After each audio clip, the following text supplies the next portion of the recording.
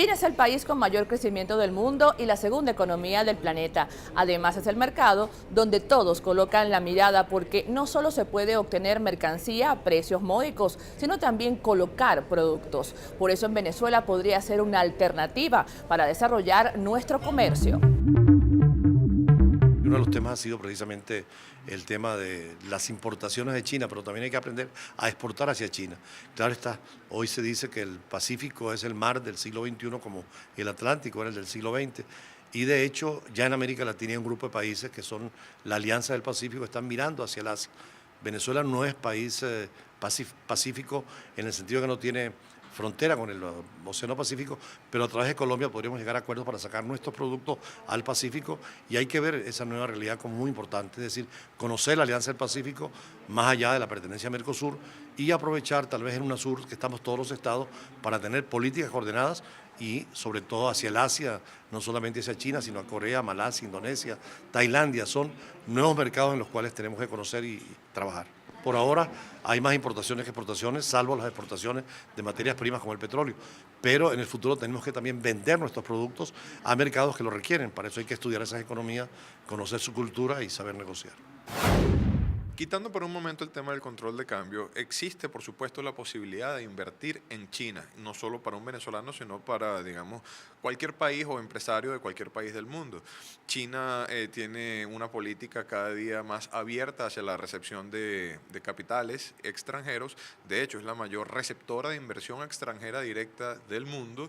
De hecho, ya China está estudiando incluso la posibilidad de aceptar inversión extranjera en el sector de energía, que hasta el momento había sido un sector completamente restringido. Sin embargo, hoy por hoy existe la figura jurídica de las empresas de capital 100% extranjero, es decir, hoy por hoy no es obligatorio tener un socio local chino para invertir en China. Las otras figuras existentes son las empresas de capital mixto, que pueden ser ya sea contractuales o por acciones, y adicionalmente existen las empresas de capital 100% extranjero y las oficinas de representación, que no tienen como tal personalidad jurídica, sino que son un satélite de la empresa en su país original, que sirve básicamente para las relaciones públicas, los estudios de mercado y, digamos, ir abriendo y haciendo un lobby para la empresa en su país original. China nos ofrece particularmente dos cosas respecto a lo que es el tema de los costos. Una de ellas es la mano de obra, una mano de obra más económica que en muchísimos otros países.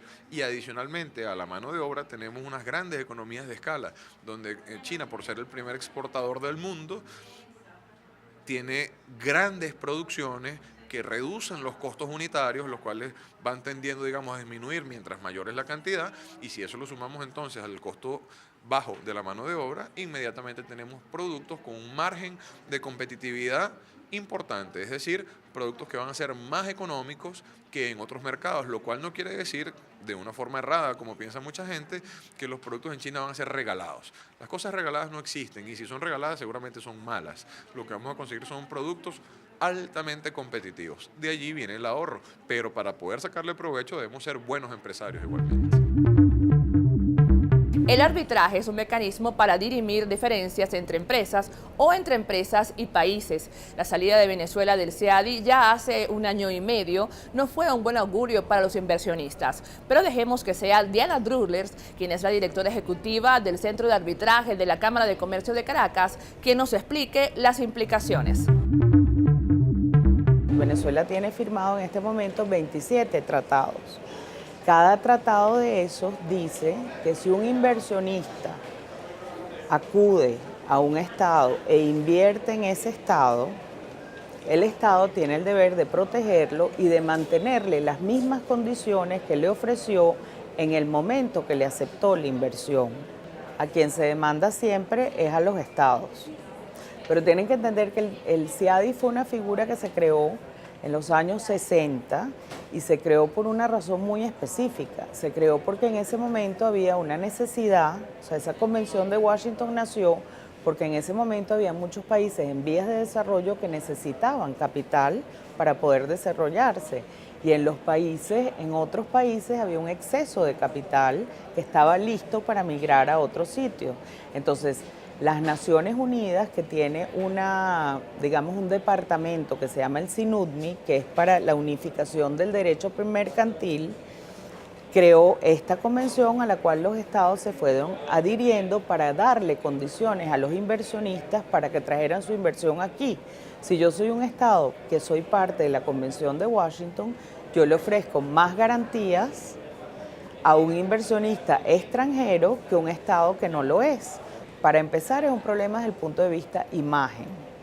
¿Por qué? Porque Venezuela, en la medida en que tiene menos legislación internacional, se convierte en un país con más riesgo. Entonces, claro, los inversionistas, al ver que Venezuela ya no quiere tener ese formato para solucionar conflictos, desde el punto de vista imagen, pues no me suena tan bien como otro que sí me tiene esa estructura montada. Y segundo, los problemas siempre redundan en que el país se convierte en un país un poco más riesgoso. ¿Qué pasa cuando es un país un poco más riesgoso? Que a ese país las cosas les cuestan más. Entonces tú recibes un préstamo, pero como eres un país con un poquito más de riesgo, tu tasa de interés es más alta. Entonces, hay empresarios venezolanos y hay compañías multinacionales cuyas filiales en Venezuela se han mudado a otros países y han invertido en otros países.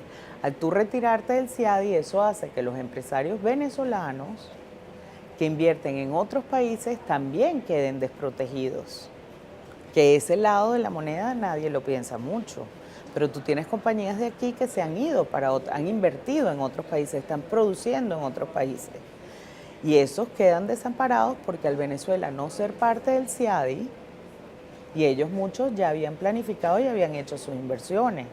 Y Venezuela se retira del CIADI y ¿qué sucede? Ellos les jalaron la alfombra, ellos ahora tienen inversiones en otros países y en caso de que esos estados donde ellos tienen inversiones decidan por alguna razón desmejorarle las condiciones, ellos, si Venezuela no tiene un tratado bilateral, entonces ellos no podrían acudir al CIADI. Amigos, no se aparten de nuestra sintonía, ya volvemos en El Mundo, Economía y Negocios por Televisión.